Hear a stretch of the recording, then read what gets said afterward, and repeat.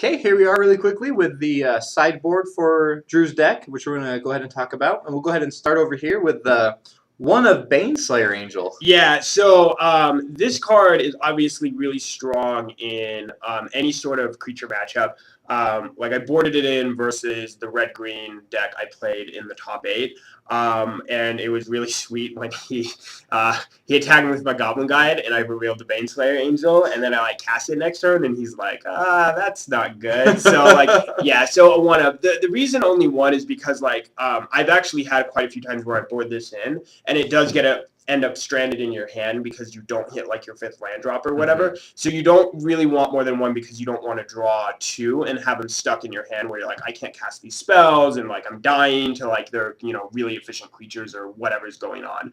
Sure. But I still think as a 1-up it's really good because obviously in any sort of if you're trading cards back and forth where I'm bolting their guys and they're killing my restoration angels, and then all of a sudden I'm slam a Baneslayer and they're hopefully out of cards at that point, it's going to take over the game. So if you don't know what Baneslayer Angel does, for 5 mana, you get a 5/5 flying, first strike, lifelink, protection from demons, and from dragons. Yeah, so the last line generally not very relevant. It's the first 3 that kind of matter. So flying first strike lifelink is nothing to scoff at. Yeah, it pretty much wins any sort of creature combat. The only things it really loses to is cards like Wormcoil Engine and Emrakul, but you're not boarding this in those matchups. Yeah. So next over we have a 1 of Disenchant, a simple 2-cost, destroy target artifact or enchantment. Yeah. Plenty of good matchups for that to be boarded in. Yeah, and we had 2 in the list before, and I like having 2, but the thing about playing blue, white, red is you have so many options in your sideboard that it's really difficult to actually be all right, I need to figure out what my 15 cards are. So I think 1's fine because the matchups you want it in, you actually are pretty good versus anyway. So it's not it's super necessary. Gotcha. It's obviously good versus Affinity, kills most of their permanents. It's another good card to board in versus Splinter Twin because you don't have that difficult of a time beating a Kiki-Jiki combo because you can just kill the Kiki-Jiki with most of your spells. But you have a harder time with Splinter Twin on Exarch. So this is another card that kind of hopefully gets around that. Yeah.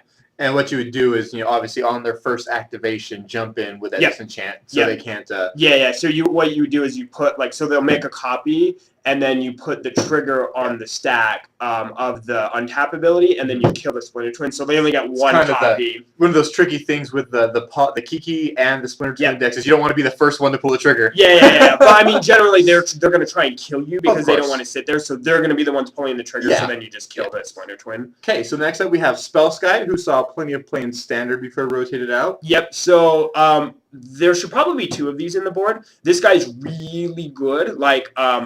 You board him in the mirror match because he soaks up all the bolts. Because they can't bolt any of your guys when you have a Spellskite in play. And they have to pass it is their only one card way to deal with it. So I had this in the Salt Lake PTQ and I only had 1 and I drew it and had it turn 2. So I proceeded to go turn 2 Spellskite into turn 3 Click. And then when he tried to kill my Spellskite via a bolt Snapcaster Bolt, I had a Resto Angel. So it's really, really, really strong in that situation. So I really like it in the mirror match. It's good in other matchups like Splinter Twin, Affinity also, because Affinity it actually makes Ravager really bad because the modular counters can go on an artifact creature. So you can be I'll redirect into my Spellskite. Yeah. And obviously with the Splinter Twin, you can make Splinter Twin target Spellskite, which makes them all kinds of bad. Yeah. So this is good in a nice variety of matchups. It's good versus mono red decks, stuff like that, where they're trying to bolt your face. And 0/4 on 2 is nothing but, against those mono red decks that are fast or aggro-y, not only can you redirect the spells, you can jump away at things, no big deal. Yeah, it's a wall. So I mean that's perfectly fine. Okay, so next up we have an older card that some people may not be familiar with is Relic of Progenitus, which does a couple of different things. You can tap it to remove a card from a target player's graveyard, or then you can pay 1, remove that card from the game, remove Relic of Progenitus, and then remove all cards in a graveyard and draw a card. Yeah, so this is basically a nod to the graveyard-centric combo decks. The big ones are Eggs, pretty much, the deck that Stanislav Sivka won the Return to Ravnica Pro Tour with, and Living End. Living End isn't really that popular anymore, but I know there was someone playing it at the Salt Lake PTQ, and I did play it at a Grand Prix trial, so it pops up here and there. And there's plenty of other graveyard things you can worry about at times. The Malarapod deck is another deck that this is good versus, but no one's really playing Malarapod. They're basically playing the Kiki Jiki Pod decks, but it's still fine, I think, to have. I actually boarded it in versus Jund because it makes their Deathrite Shamans worse, and it also can shrink their Goyfs. Oh, yeah. And the other nice thing about a card like this is since it replaces itself, you're not hurting yourself. Like, a card like Grafdigger's Cage, I would never board in. Well, that's not a good example. Rest in Peace. Like, if I was playing Rest in Peace, I wouldn't board it in versus a Jund deck because I'm not replacing the card. But since I'm replacing the card, it's valuable enough, I think, to play it. But mostly this is a nod to, like, Eggs deck because the Eggs matchup actually isn't that good. They can fight through a lot of your stuff. They have silences, things like that, so they can fight through your small amount of counter spells. So you want a card like this to hopefully shore up that matchup. Okay.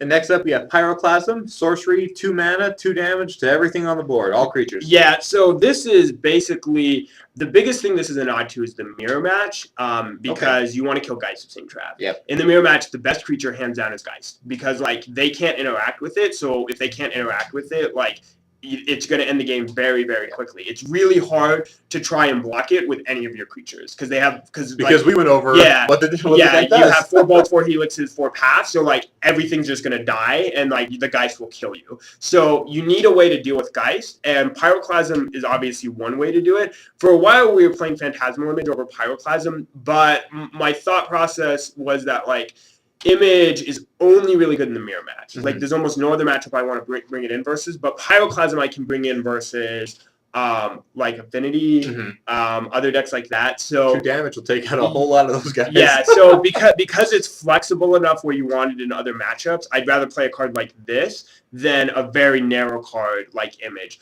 Modern is such an open, diverse format that you want your answers to be a little bit more flexible rather than being very specifically oriented to one matchup. Unless you like the matchup's really bad or the card you have is such a powerful hoser that it's going to like flat out win you games. Okay. And next up is we have another card that some people may not be familiar with, is Sowing Salt.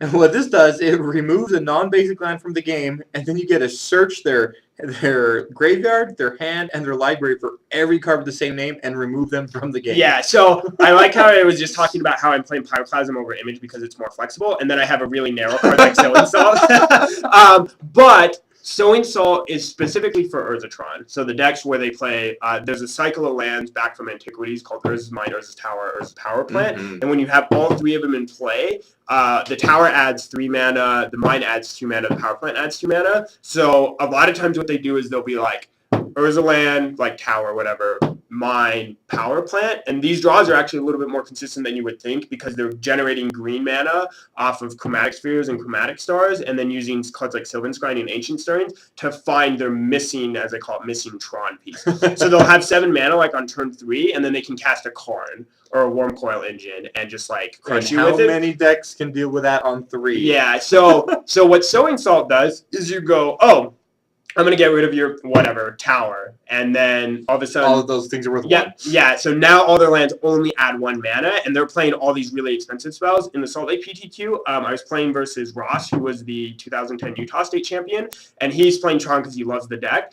And he, in game 3, I was on the play, and he's like, turn 3 Worm Coil Engine. I'm like, remand your Worm Coil Engine, untap, Sowing Salt your land, and he just made a comment like, wow, my hand's really bad now. So a really narrow card, but it's so strong versus Tron that it's worth, I think, the 2 slots. So maybe Tron's falling off in popularity. It might be worth readjusting this, but I knew Tron was going to be popular at the Salt Lake PTQ, and it was so strong that I didn't want to cut it out of the sideboard in Denver. And did you end up using it at all in Denver? Not in Denver, no. Okay. I used it twice in the Salt Lake PTQ and crushed Tron decks with it, but there was like 1 or 2 Tron decks in Denver, and I didn't play any of them. Gotcha. Okay. So next up we have another newer card. Is it Static Caster, 0/3 with Flash for 3 that taps to deal 1 damage to everything with the same name. Yes. What's this guy looking to shoot?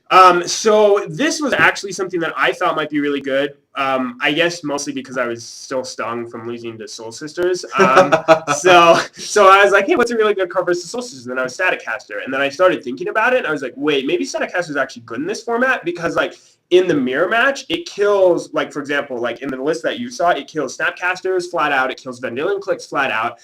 It's actually good versus Restoration Angel, which seems weird because it's a 3/4. But what you do is you can ping it for 1 and then bolt the Angel. So it turns your bolts into actual removal spells versus Angels and Colonnades.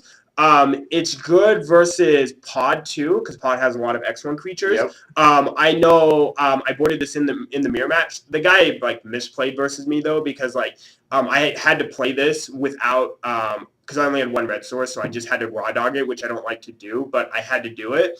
And then I ended up being kind of mana flooded, and he was mana screwed, and he drew to 8. Like, he's like, draw for my turn, has 8 cards in my hand, and then he's like, go to my discard step, and discarded a Path to Exile, when he could have just pathed the Static Caster, and the Static Caster ended up killing like 4 creatures of his. Because they like, killed the Snapcaster, killed another Snapcaster, killed a Click, killed an Angel with a Bolt, so it killed like 4 creatures of his.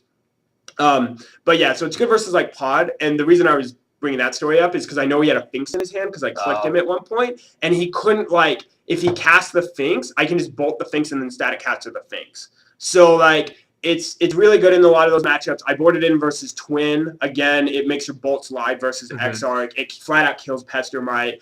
It's good versus Affinity. So like almost any deck that's playing creatures, I actually think this is really good right now.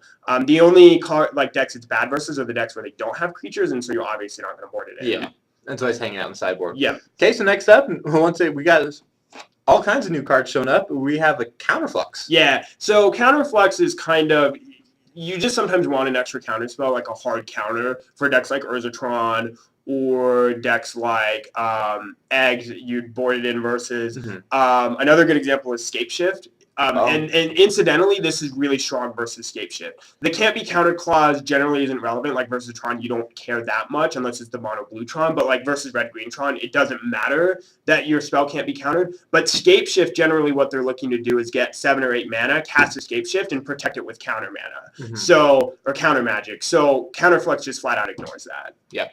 And I'm sure there's a lot of people who aren't aware of what Scapeshift is. If you want a quick rundown, that's the playing Valakut, right? Yeah, so Scapeshift lets you sacrifice any number of lands and then search for the same amount of lands you sacrifice and put them directly into play. So the Scapeshift combo, as it were, was they generally get 7 or 8 lands, and then they cast Scapeshift, sacrifice like all their lands, go and get 1 or 2 Valakuts, depending on how many lands they have, and then the rest of the lands they get are mountains. So they kill you on the spot. Yeah, so they get like 6 triggers or 7 triggers, or no, 6. It's enough to kill you. They do either 18 or 36 damage to you, depending on how many lands they have. So yeah, and they play cards like Cryptic Command and Remand to protect the combo, and then a bunch of mana accelerators. Now remind me, is sacking the lands Scapeshift an additional cost? Nope, it's part of the spell. I couldn't remember because there's some cards that say as an additional cost. Yeah. So if you counter the Scapeshift, they don't go like, oh, I threw all my lands in the bin and then I don't have any lands anymore. No, they still have a game or whatever going on, but you just flat out counter their combo piece. So so the last card in the sideboard is Engineered Explosives, which is an older card. Again, if you want to go ahead and tell us what that one does, since you're closer to it. Yeah. So Engineered Explosives has X. It's an artifact. Has X in the mana cost. It has Sunburst, so it comes into play with a charge counter for each color of mana used to pay its cost. So if you say, okay, I'm going to use a blue and a red, and then you cast it, it'll have 2 counters on it. So then what you can do is you can pay 2 and sacrifice it and destroy each non-land permanent with the same converted mana cost as the number of charge counters on it. So that's a whole lot of words. Yep. But so basically, it's kind of similar to, I guess one way to think of it would be kind of like Ratchet Bomb. Okay. Because that's closer. You kind of build up. Is that that you build up the? Yeah, it's a little different in functionality because Ratchet Bomb, you just like play it on turn 2 and then you like crank it up or whatever. This you can just be like if you have 4 mana and say they have like 2 Tarmogoyfs or something, you can just be like, Wrath your Tarmogoyfs or whatever, because you go pay it for 2, instantly sacrifice it and get it for 2 or whatever.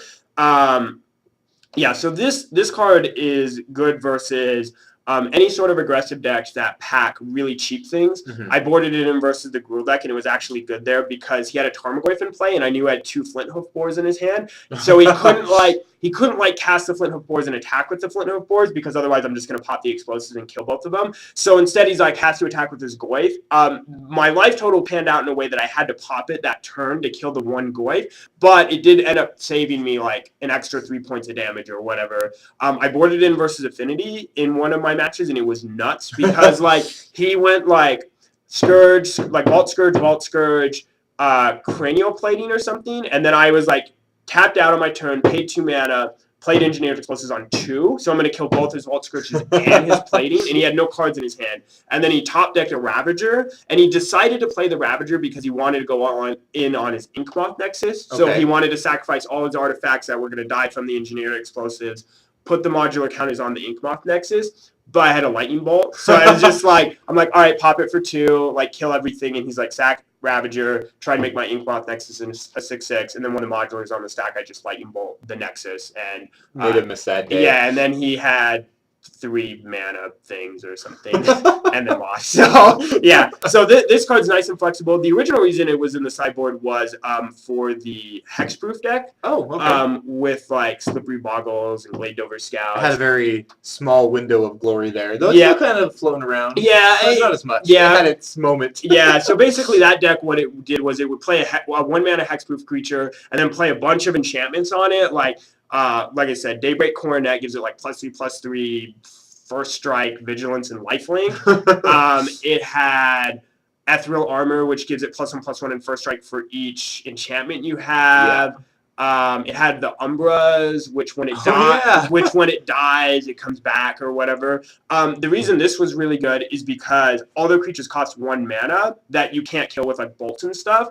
And the Umbras, they played all cost 1 mana. So you do this for 1 and you kill their guy and you kill the Umbra at the same time, so the guy doesn't come back. Oh, so they have one suited up guy. They're like, look at how big my guy is, and you're like, explosives for 1, kill your guy or whatever. But it ends up being really good in a lot of other matchups, like I said, like Affinity. It's versatile. It does a lot of things. Yeah, exactly. It's good versus any decks, packing really, really cheap threats. Okay, well, I think we're going to go ahead and wrap it up. We ran these videos a little bit longer, so I'm going to go ahead and upload these in 2 different videos, one for the main board, one for the sideboard, so you can watch them at your leisure. So thanks for watching, everybody. Thanks.